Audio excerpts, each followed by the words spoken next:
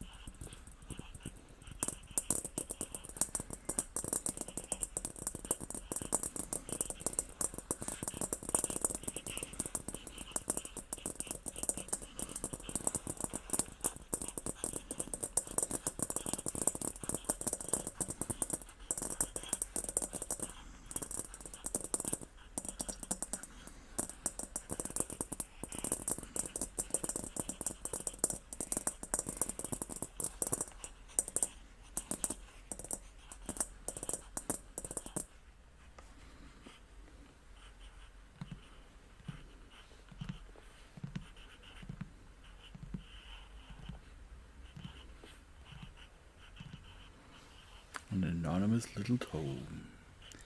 containing one of the earliest printed stories in the Western world, Don Quixote, the Man of La Mancha, by Miguel de Cervantes. The Modern Library Edition.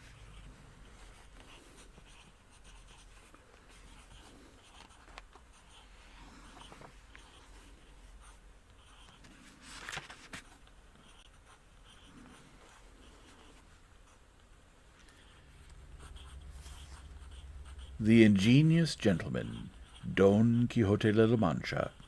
Part 1, Chapter 1, which treats of the station in life and the pursuits of the famous gentleman, Don Quixote de la Mancha. In a village of La Mancha, the name of which I have no desire to recall, there lived, not so long ago, one of those gentlemen who always have a lance in the rack, an ancient buckler, a skinny nag, and a greyhound for the chase, a stew with more beef than mutton in it, chopped meat for his evening meal, scraps for a Saturday, lentils on Friday, and a young pigeon as a special delicacy for Sunday, went to account for 3/4 of his income. The rest of it he laid out on a broadcloth greatcoat and velvet stockings for feast days, with slippers to match, while the other days of the week he cut a figure in a suit of the finest homespun. Living with him were a housekeeper in her 40s, a niece who was not yet 20, and a lad of the field and marketplace who saddled his horse for him and wielded the pruning knife. This gentleman of ours was close on to 50, of a robust constitution, but with little flesh on his bones and a face that was lean and gaunt. He was noted for his early rising, being very fond of the hunt. They will try to tell you that his surname was Quijada, or Quesada. There is some difference of opinion among those who have written on the subject, but according to the most likely conjectures we are to understand that it was really Quejana. But all this means very little so far as our story is concerned, providing that in the telling of it we do not depart one iota from the truth. You may know, then, that the aforesaid gentleman, on those occasions when he was at leisure, which was most of the year round, was in the habit of reading books of chivalry with such pleasure and devotion as to lead him almost wholly to forget the life of a hunter and even the administration of his estate. So great was his curiosity and infatuation in this regard that he even sold many acres of tillable land in order to be able to buy and read the books that he loved, and he would carry home with him as many of them as he could obtain. Of all those that he thus devoured, none pleased him so well as the ones that had been composed by the famous Feliciano de Silva, whose lucid prose style and involved conceits were as precious to him as pearls, especially when he came to read those tales of love and amorous challenges that are to be met with in many places, such a passage as the following, for example: "The reason of the unreason that afflicts my reason in such a manner weakens my reason that I with reason lament me of your comeliness." And he was similarly affected when his eyes fell upon lines such as these: "The high heaven of your divinity divinely fortifies you with the stars, and renders you deserving of that desert your greatness doth deserve." The poor fellow used to lie awake nights in an effort to disentangle the meaning and make sense out of passages such as these, although Aristotle himself would not have been able to understand them, even if he had been resurrected for that sole purpose. He was not at ease in his mind over those wounds that Don Belianis gave and received, for no matter how great the surgeons who treated him, the poor fellow must have been left with his face and his entire body covered with marks and scars. Nevertheless, he was grateful to the author for closing the book with the promise of an interminable adventure to come. Many a time he was tempted to take up his pen and literally finish the tale as had been promised, and he undoubtedly would have done so, and would have succeeded at it very well, if his thoughts had not been constantly occupied with other things of greater moment. He often talked it over with the village curate, who was a learned man, a graduate of Siguenza, and they would hold long discussions as to who had been the better knight, Palmerin of England or Amadis of Gaul. But Master Nicholas, the barber of the same village, was in the habit of saying that no one could come up to the knights of Phoebus, and that if anyone could compare with him, it was Don Galaor, brother of Amadis of Gaul, for Galaor was ready for anything. He was none of your finical knights, who went around whimpering as his brother did, and in point of valor he did not lag behind him. In short, our gentleman became so immersed in his reading that he spent whole nights from sundown to sunup, and his days from dawn to dusk, in poring over his books, until finally,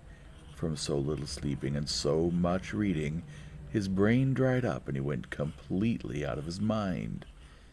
He had filled his imagination with everything that he had read, with enchantments, knightly encounters, battles, challenges, wounds, with tales of love and its torments, and all sorts of impossible things, and as a result had come to believe that all these fictitious happenings were true. They were more real to him than anything else in the world. He would remark that the Cid, Ruy Diaz, had been a very good knight, but there was no comparison between him and the Knight of the Flaming Sword, who with a single backward stroke had cut in half two fierce and monstrous giants. He preferred Bernardo del Carpio, who at Roncesvalles had slain Roland despite the charm the latter bore, availing himself of the stratagem which Hercules employed when he strangled Antaeus, the son of Earth, in his arms. He had much good to say for Morgaunt, who, though he belonged to the haughty, overbearing race of giants, was of an affable disposition and well brought up. But above all he cherished an admiration for Rinaldo of Montalban, especially as he beheld him sallying forth from his castle to rob all those that crossed his path, or when he thought of him overseas stealing the image of Mohammed, which, so the story has it, was all of gold. He had much good to say for Morgaunt, who, though he belonged to the haughty, overbearing race of giants, was of an affable disposition and well brought up. But above all he cherished an admiration for Rinaldo of Montalban, especially as he beheld him sallying forth from his castle to rob all those that crossed his path, or when he thought of him overseas stealing the image of Mohammed, which, so the story has it, was all of gold, and would have liked very well to have had his fill of kicking that traitor Galilon, a privilege for which he would have given his housekeeper, with his niece thrown into the bargain.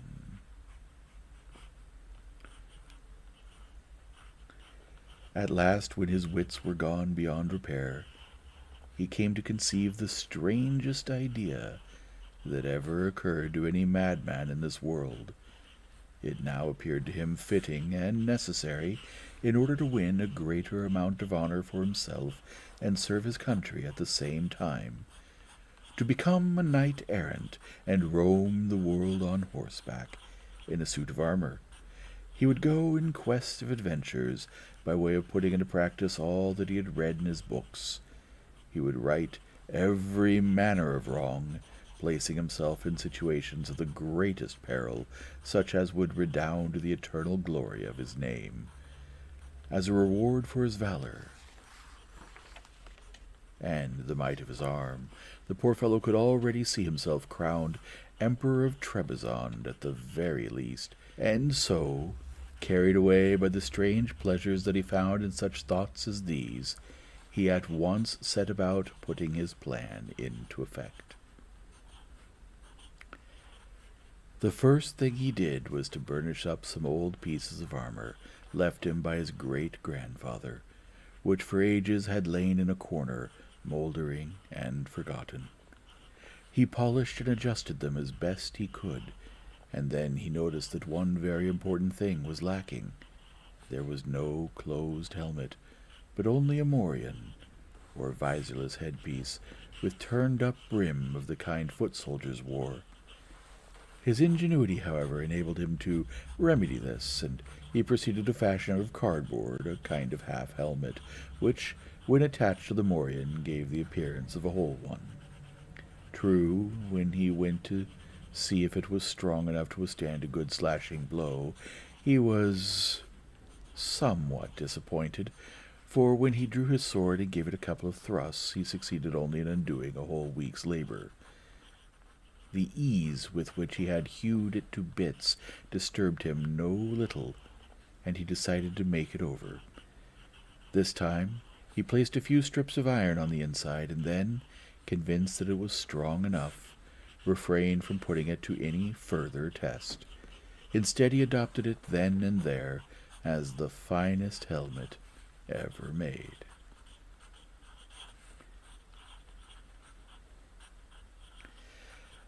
After this, he went out to have a look at his nag,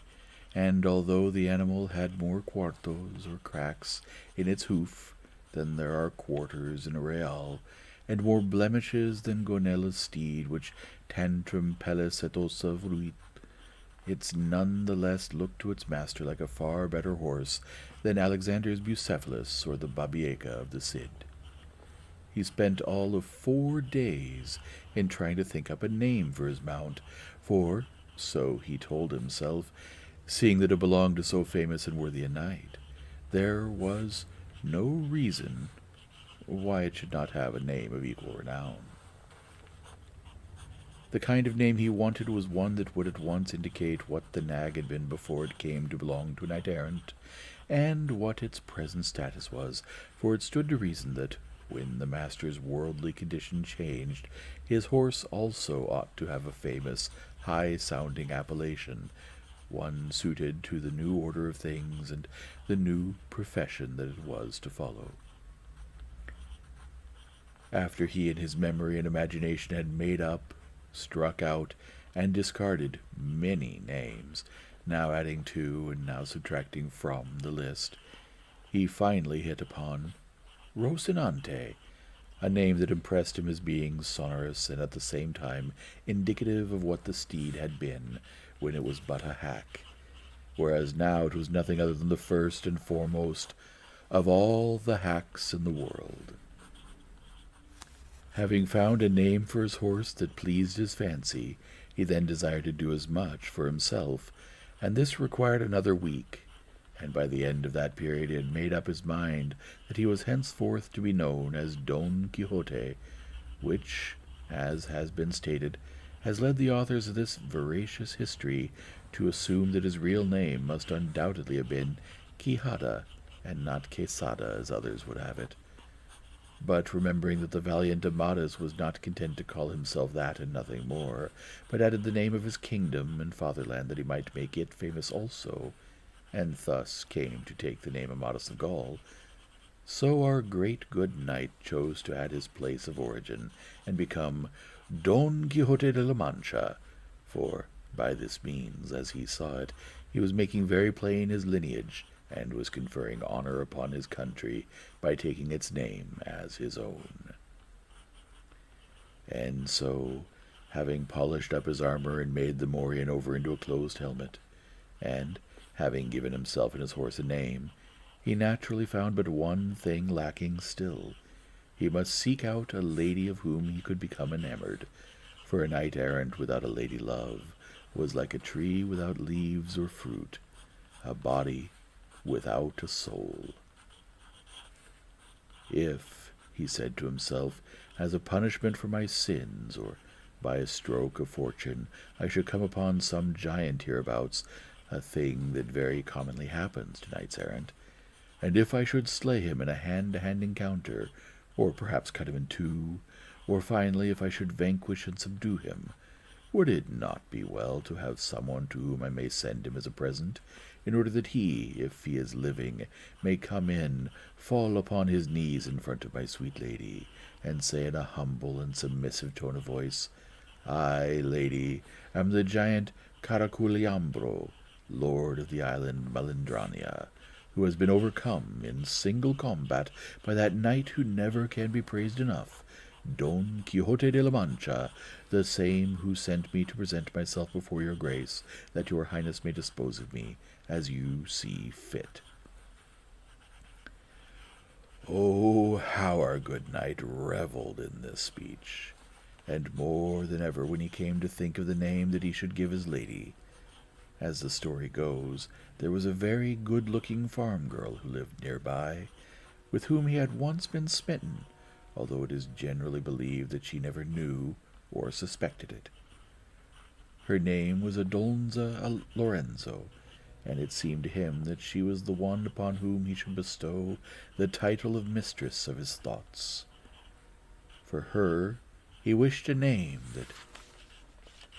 should not be incongruous with his own, and that would convey the suggestion of a princess or a great lady, and accordingly he resolved to call her Dulcinea del Toboso, she being a native of that place. A musical name to his ears, out of the ordinary and significant, like the others he had chosen for himself and his appurtenances.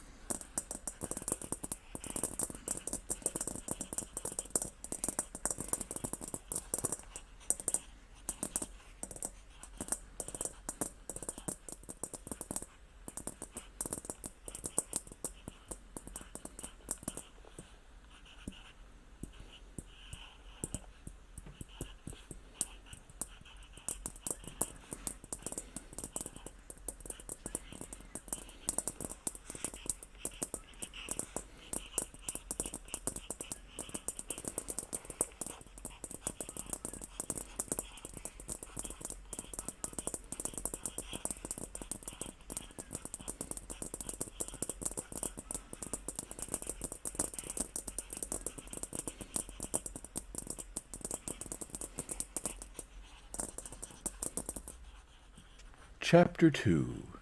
which treats of the first sally that the ingenious Don Quixote made from his native heath. Having then made all these preparations, he did not wish to lose any time in putting his plan into effect, for he could not but blame himself for what the world was losing by his delay. So many were the wrongs that were to be righted, the grievances to be redressed, the abuses to be done away with, and the duties to be performed. Accordingly, without informing anyone of his intention, and without letting anyone see him, he set out one morning before daybreak on one of those very hot days in July, donning all his armor, mounting Rocinante, adjusting his ill-contrived helmet, bracing his shield on his arm, and taking up his lance, he sallied forth by the back gate of the stable-yard into the open countryside. It was with great contentment and joy that he saw how easily he had made a beginning toward the fulfillment of his desire. No sooner was he out on the plain, however, than a terrible thought assailed him, one that all but caused him to abandon the enterprise he had undertaken. This occurred when he suddenly remembered that he had never formerly been dubbed a knight, and so, in accordance with the law of knighthood, was not permitted to bear arms against one who had a right to that title.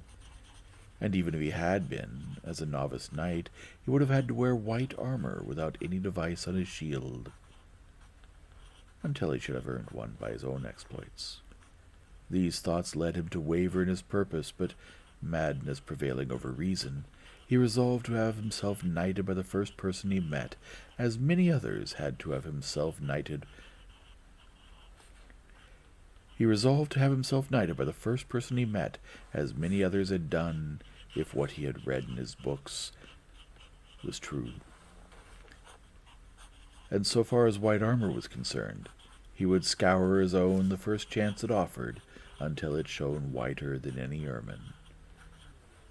With this he became more tranquil, and continued on his way, letting his horse take whatever path it chose, for he believed that therein lay the very essence of adventures. And so we find our newly fledged adventurer jogging along and talking to himself.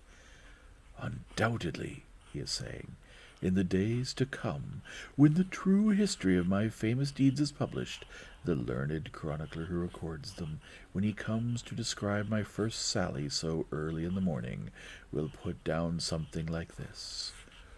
No sooner had the rubicund Apollo spread over the face of the broad and spacious earth the gilded filaments of this beauteous locks, and no sooner had the little singing birds of painted plumage greeted with their sweet and mellifluous harmony the coming of the dawn, when, leaving the soft couch of her jealous spouse, now showed herself to mortals at all the doors and balconies of the horizon that bounds La Mancha.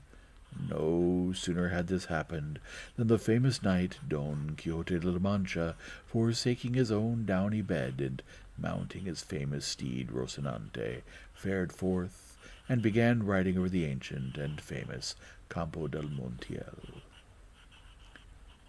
And this was the truth, for he was indeed riding over that stretch of plain. "O happy age and happy century," he went on, "in which my famous exploits shall be published, exploits worthy of being engraved in bronze, sculptured in marble, and depicted in paintings for the benefit of posterity. O wise magician, whoever you be, to whom shall fall the task of chronicling this extraordinary adventure of mine, I beg of you not to forget my good Rocinante, eternal companion of my wayfarings and my wanderings." Then, as though he really had been in love, "O Princess Dulcinea, lady of this captive heart, much wrong have you done me in this sending me forth with your reproaches, and sternly commanding me not to appear in your beauteous presence. O lady, deign to be mindful of this your subject, who endures so many woes for the love of you." And so he went on, stringing together absurdities, all of a kind that his books had taught him, imitating in so far as he was able the language of their authors. He rode slowly, and the sun came up so swiftly and with so much heat that it would have been sufficient to melt his brains, if he had had any. He had been on the road almost the entire day without anything happening that is worthy of being set down here, and he was on the verge of despair, for he wished to meet someone at once with whom he might try the valor of his good right arm. Certain authors say that his first adventure was that of Puerto Lapis, while others state that it was that of the windmills. But in this particular instance I am in a position to affirm what I have read in the annals of La Mancha, and that is to the effect that he went all that day until nightfall, when he and his hack found themselves tired to death and famished. Gazing all around him to see if he could discover some castle or shepherd's hut where he might take shelter and attend to his pressing needs, he caught sight of an inn not far off the road along which they were traveling, and this to him was like a star guiding him not merely to the games, but rather, let us say, to the palace of redemption.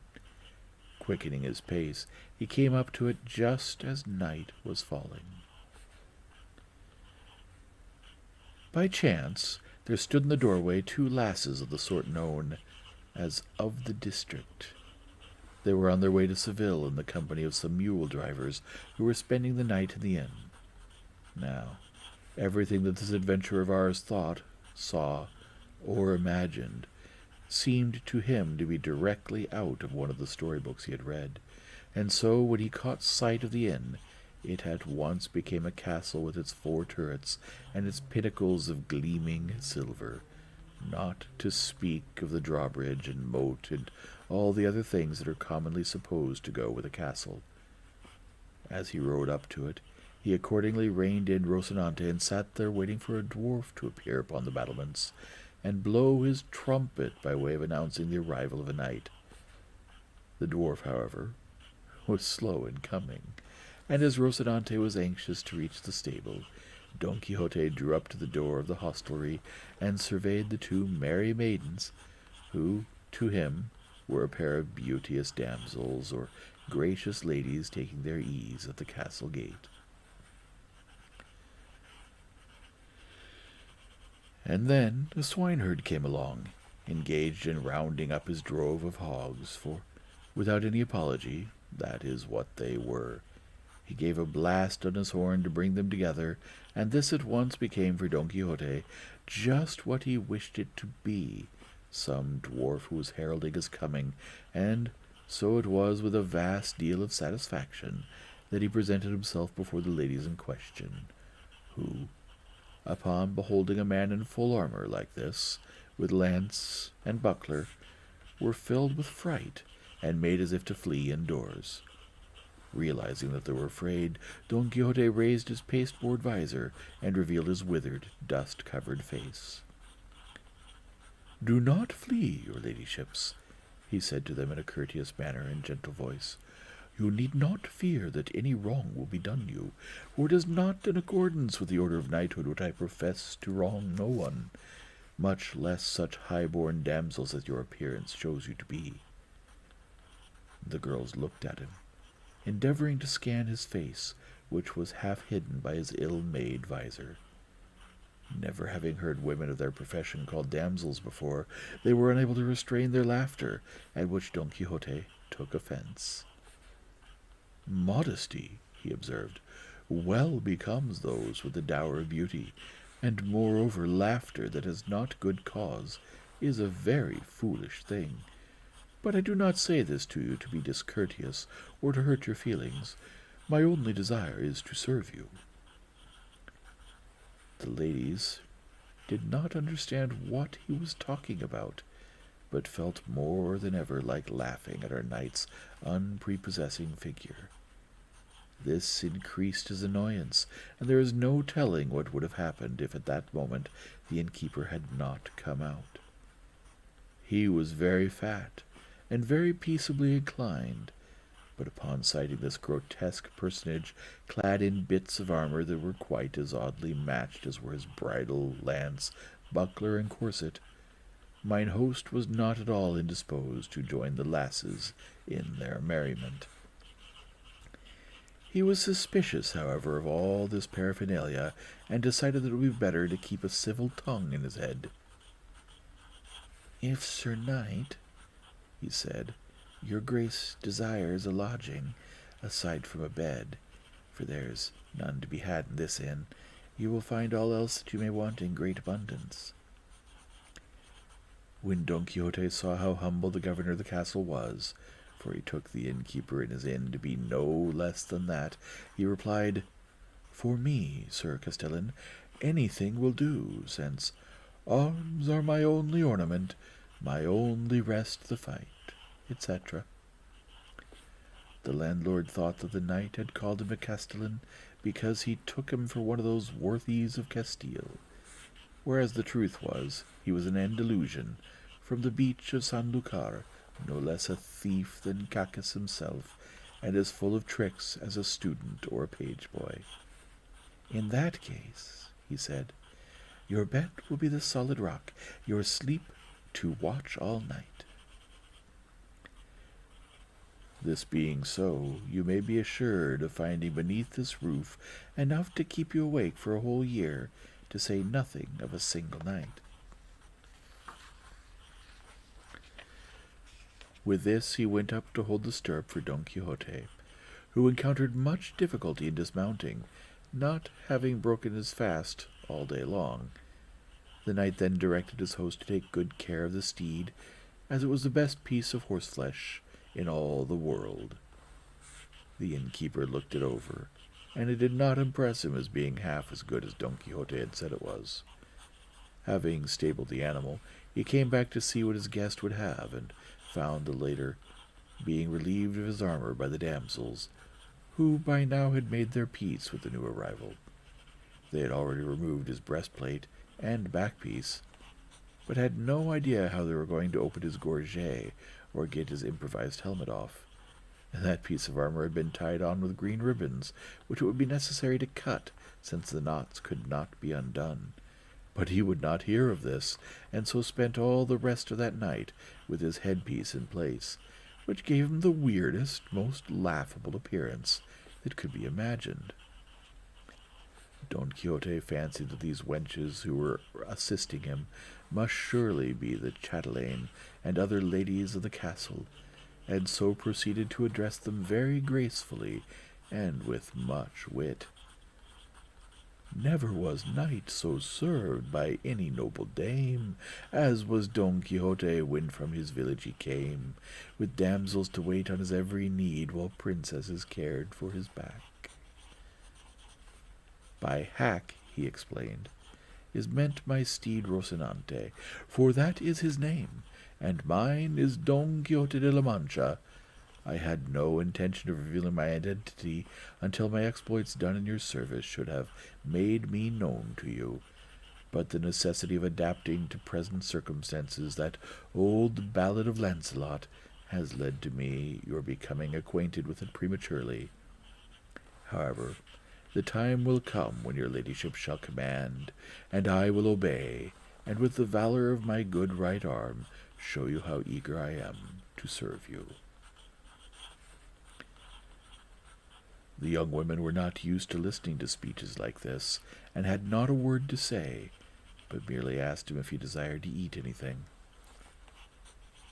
"I could eat a bite of something, yes," replied Don Quixote. "Indeed, I feel that a little food would go very nicely just now." He thereupon learned that, since it was Friday, there was nothing to be had in all the inn except a few portions of codfish, which in Castile is called abadejo, in Andalusia bacalo, in some places near Cuadillo, and elsewhere truchella, or small trout. Would his grace then have some small trout, seeing that that was all there was that they could offer him? "If there are enough of them," said Don Quixote, "they will take the place of a trout, for it is all one to me whether I am given in change 8 reales or one piece of 8. What is more, those small trout may be like veal, which is better than beef, or like kid, which is better than goat. But, however that may be, bring them on at once, for the weight and burden of arms is not to be borne without inner sustenance. Placing the table at the door of the hostelry in the open air, they brought the guest a portion of badly soaked and worse cooked codfish, and a piece of bread as black and mouldy as the suit of armor that he wore. It was a mirth-provoking sight to see him eat, for he still had his helmet on, with his visor fastened, which made it impossible for him to put anything into his mouth with his hands, and so it was necessary for one of the girls to feed him. As for giving him anything to drink, they would have been out of the question if the innkeeper had not hollowed out a reed, placing one end in Don Quixote's mouth, while through the other end he poured the wine. All this the knight bore very patiently, rather than have them cut the ribbons of his helmet. At this point a gelder of pigs approached the inn, announcing his arrival with 4 or 5 blasts on his horn, all of which confirmed Don Quixote in the belief that this was indeed a famous castle. For what was this if not music they were playing for him? The fish was trout, the bread was of the finest, the wenches were ladies, and the innkeeper was the castellan.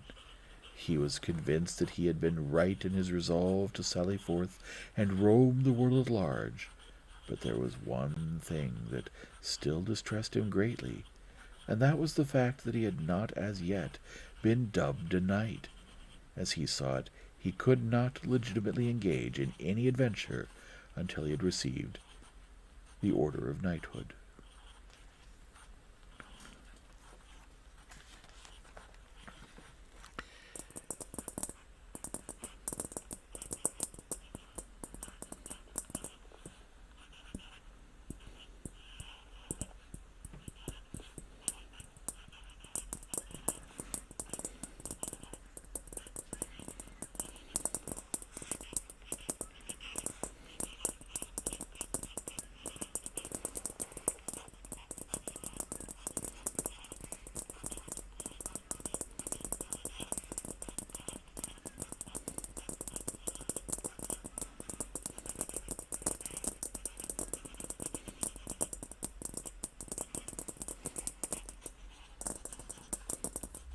Chapter 3 of the amusing manner in which Don Quixote had himself dubbed a knight. Wearied of his thoughts, Don Quixote lost no time over the scanty repast which the inn afforded him. When he had finished, he summoned the landlord, and, taking him out to the stable, closed the doors and fell on his knees in front of him. "Never, valiant knight," he said, "shall I arise from here until you have courteously granted me the boon I seek, one which will redound to your praise and to the good of the human race." Seeing his guest at his feet, and hearing him utter such words as these, the innkeeper could only stare at him in bewilderment, not knowing what to say or do. It was in vain that he entreated him to rise, for Don Quixote refused to do so until his request had been granted. "I expected nothing less of your great magnificence, my lord," the latter then continued, "and so I may tell you that the boon I asked, and which you have so generously conceded me, is that tomorrow morning you dub me a knight. Until that time, in the chapel of this your castle I will watch over my armor, and when morning comes, as I have said, that which I so desire shall then be done, in order that I may lawfully go to the 4 corners of the earth in quest of adventures, and to succor the needy, which is the chivalrous duty of all knights errant, much as I who long to engage in deeds of high emprise." The innkeeper, as we have said, was a sharp fellow. He already had a suspicion that his guest was not quite right in the head, and he was now convinced of it as he listened to such remarks as these. However, just for the sport of it, he determined to humor him, and so went on to assure Don Quixote that he was fully justified in his request, and that such a desire and purpose was only natural on the part of so distinguished knight as his gallant bearing plainly showed him to be. He himself, the landlord added, when he was a young man, had followed the same honorable calling. He had gone through various parts of the world seeking adventures, among the places he had visited being the Perchles of Malaga, the Isles of Reran, the district of Seville, the little marketplace at Segovia, the Olivera of Valencia, the Rondilla of Granada, the beach of Sanlúcar, the horse fountain of Cordova, the small taverns of Toledo, and numerous other localities where his nimble feet and light fingers had found much exercise. He had done many wrongs, cheated many widows, ruined many maidens, and swindled not a few minors, until he had finally come to be known in almost all the courts and tribunals that are to be found in the whole of Spain. At last he had retired to his castle here, where he lived upon his own income and the property of others, and here it was that he received all knights-errant of whatever quality and condition, simply out of the great affection that he bore them, that they might share with him their possessions in payment of his good will. Unfortunately, in this castle there was no chapel where Don Quixote might keep watch over his arms, for the old chapel had been torn down to make way for a new one. But, in case of necessity, he felt quite sure that such a vigil could be maintained anywhere, and for the present occasion the courtyard of the castle would do. And then in the morning, please God, the requisite ceremony could be performed, and his guest be duly dubbed a knight, as much a knight as anyone ever was.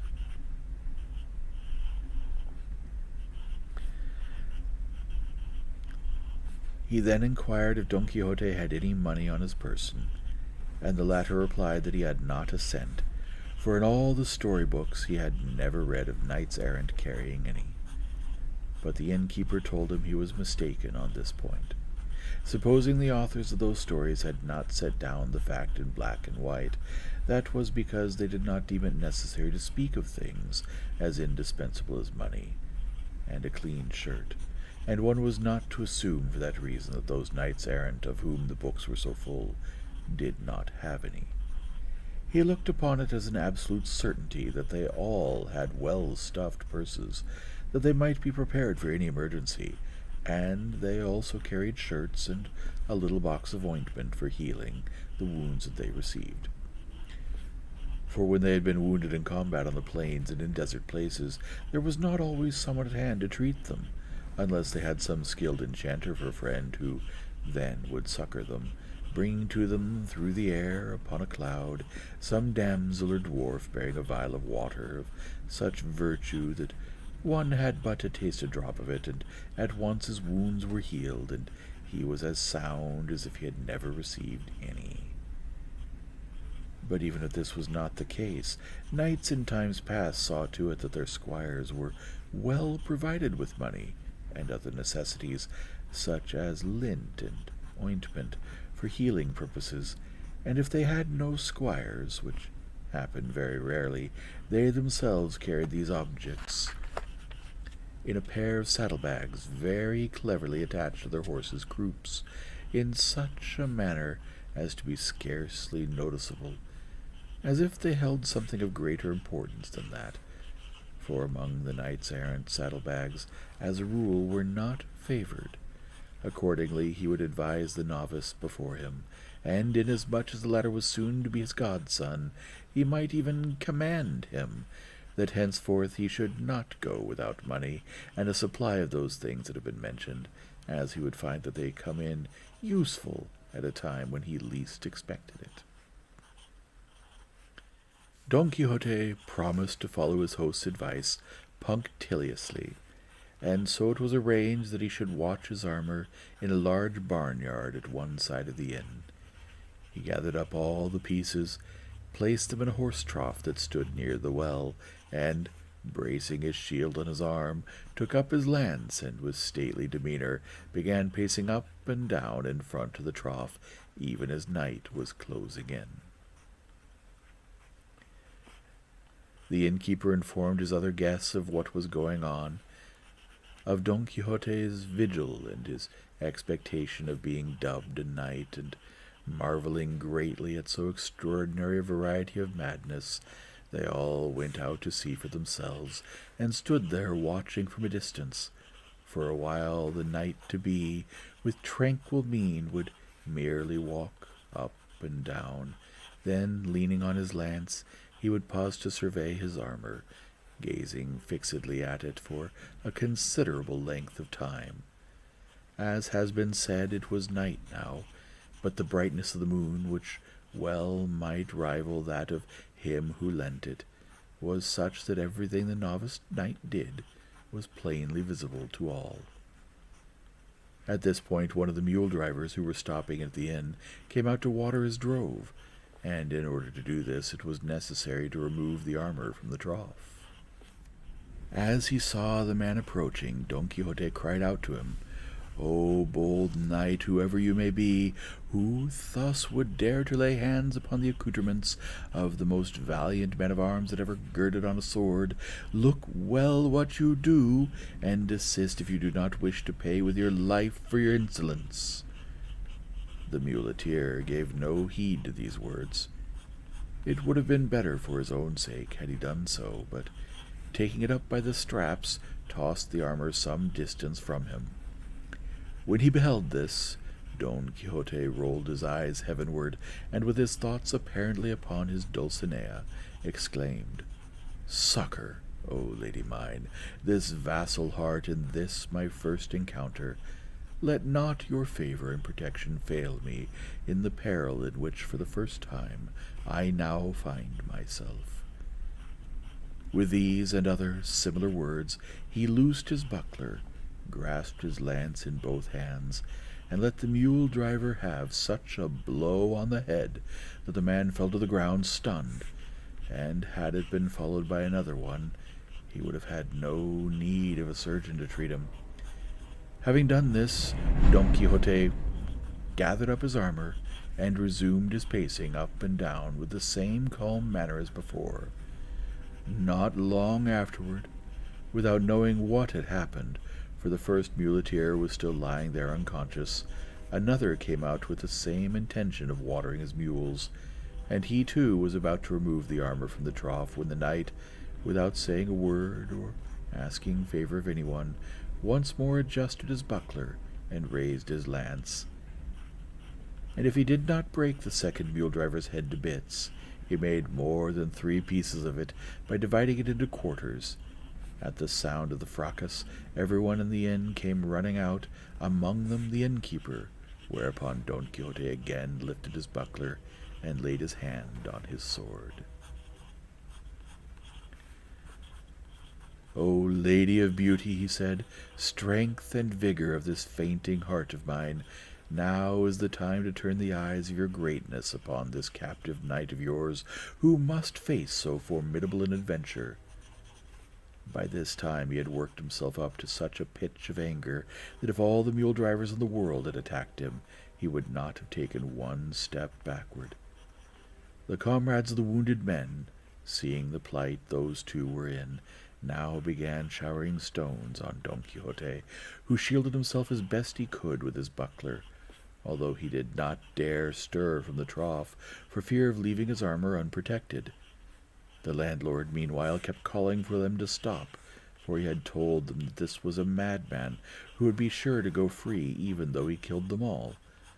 The knight was shouting louder than ever, calling them knaves and traitors. As for the lord of the castle, who allowed the knights errant to be treated in this fashion, he was a low-born villain, and if he, Don Quixote, had but received the order of knighthood, he would make him pay for his treachery.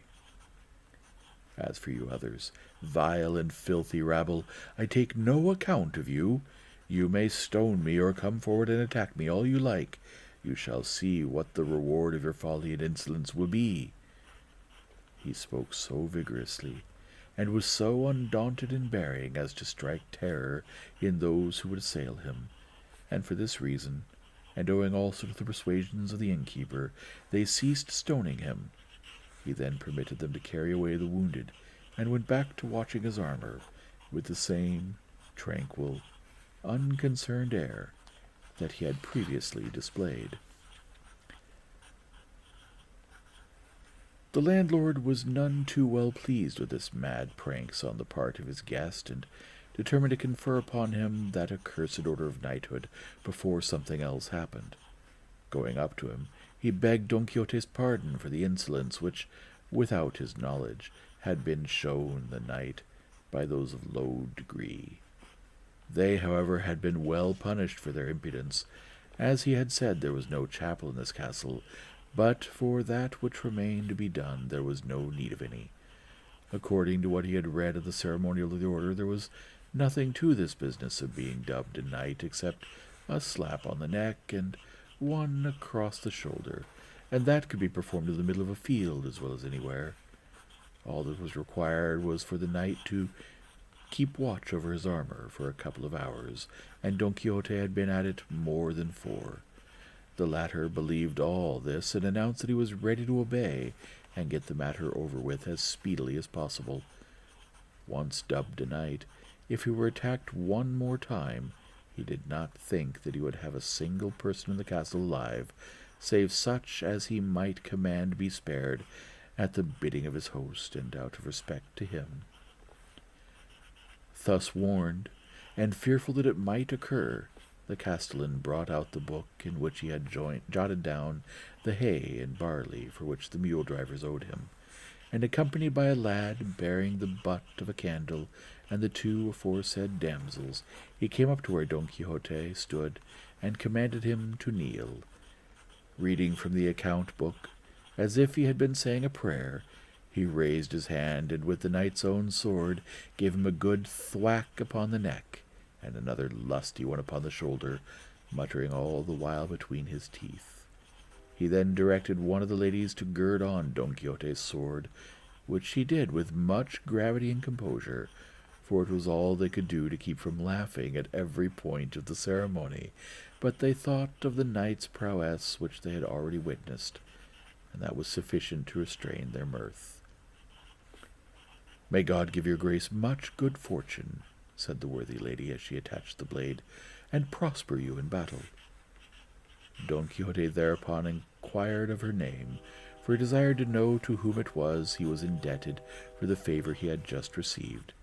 that he might share with her some of the honor which his strong right arm was sure to bring him.